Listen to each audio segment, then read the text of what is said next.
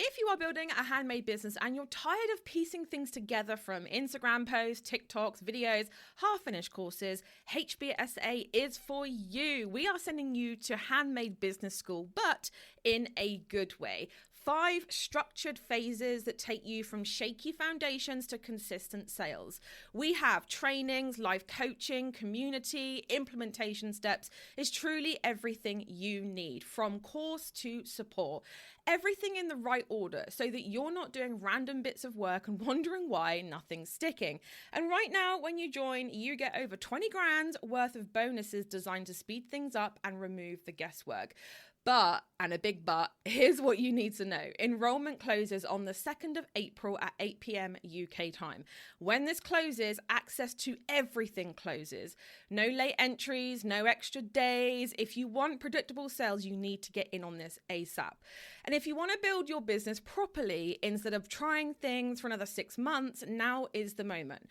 Go to handmadebosses.com/HBSA list and secure your place before the doors close, because staying stuck is a decision that you're making.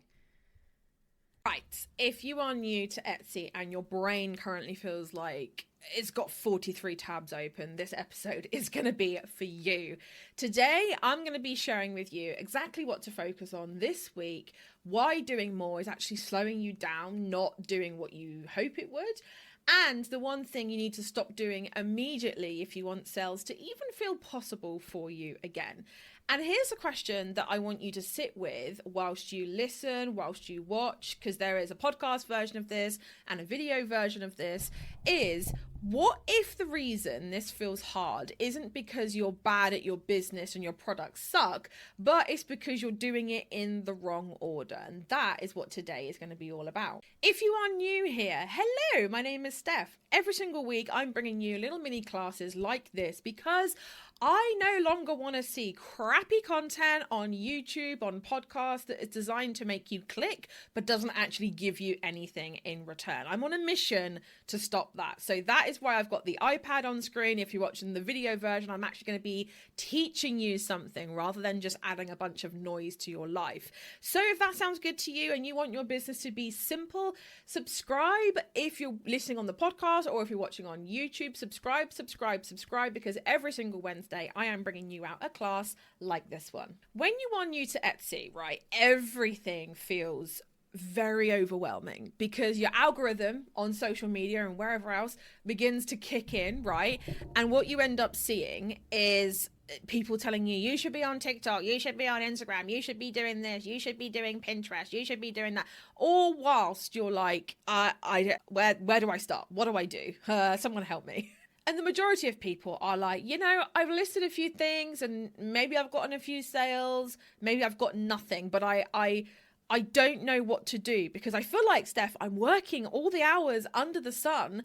I feel like I'm being productive, but honestly now I don't know if I'm actually working on the right stuff. You are exactly who this episode is for, so stick with it. So here's a mistake that I see happening over and over again, is that new sellers, they sit down and go, this week I need to do, are you ready for this? I need to improve my photos, rewrite my descriptions, learn SEO, post on Instagram, start TikTok, design a logo, fix my banner, watch YouTube videos, Google Etsy SEO for the gazillionth time, and maybe cry a little bit if there's time. That is not a plan. That is a fast track to burnout, and honestly a fast track to you ending up resenting your entire business and never working on it again. And then inevitably your friends and family, they go, hey, how's that little Etsy business going? And you go, oh, well, I haven't really had time to work on it, which you know is kind of an excuse. Really deep down you're thinking, I don't want to work on it because I feel like I'm failing. So on screen now, if you're watching the video version of this, you are going to see a very poorly drawn table, okay?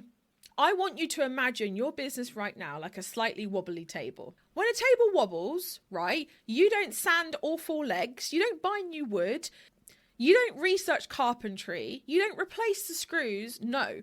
You pick one leg to focus on, you stabilize it, and then you move on. That is how a handmade business momentum should work. I'm going to share with you now that if you're new, the listings leg matters the most, because traffic without clarity just means more people are passing through your shop.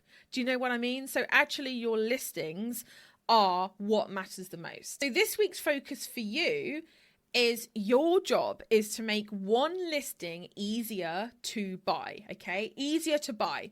Not prettier, not more aesthetic, not more on brand, easier to buy. A confused mind says no, we know this. And honestly, I see this happen a lot. People will like focus on doing all the things because they think that's what a business owner should do. Now, be damned with what everybody else says a business owner should be doing this and this and this. No, because when you're new, you have a certain list, a certain set of things that you need to do first before anybody else has their opinion on what they think you should be doing, okay? So you need to make your listings easier to buy. And for your homework, I actually just want you to focus on one this week. What does easier to buy actually mean? Because it's very easy for me to go, make it easier to buy. But for a lot of people, they're like, yeah, cool, but how though? So we want to ask ourselves 3 really powerful questions, okay? Number 1, is it instantly clear who it's for? Okay, that's the first question. Is it instantly clear who it is for? Not what it's made of, not your process, who it is actually for, okay? Is it a gift for a new mum? Is it a minimalist office wall art? Is it a personalized teacher thank you gift? You have to make your entire listing centered around this thing, okay? So let's say it's a new mum gift. Everything in that listing needs to be centered around that use.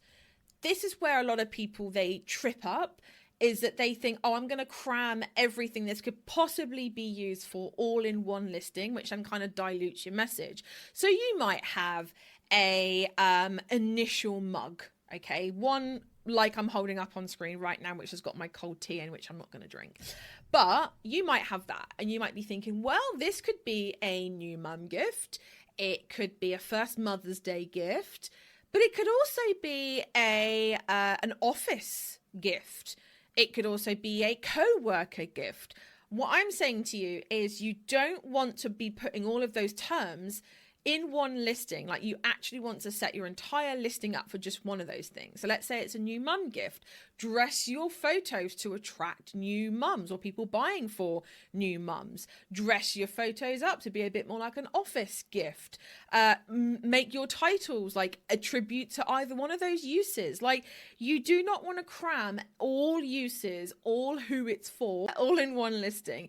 It confuses people. Now, the second thing is it instantly clear why someone would want it? And I'm begging you, please do not put anywhere in your listing handmade with love. Like, I love handmade products, as you can imagine, doing what I do, but I can't stand it when I see a listing that just says handmade with love. I'm like, that's so vague. Like, why does it matter to the buyer? Handmade with love, it's just nothing. It doesn't spark anything with the buyer. Does it solve a problem? Does it make gifting easier?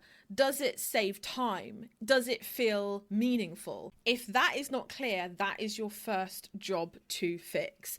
Now, notice in each one of these 3 things, I'm like, it has to be clear. Now, you'll notice that each one of these 3 things is it instantly clear? That's what it starts with. And that's the problem. That's the core problem that I see. Beginners just want to like layer in all of these additions to make their listings look fancy and feel fancy. But the thing that we should be focusing on first is it instantly clear? The third thing here is it instantly clear what happens after they buy? What I mean here is size, delivery time, what turns up, how to personalize, if that's an option for you, how it comes packaged, any questions that the buyer might have. If someone has to message you just to understand the basics, the listing is not going to convert.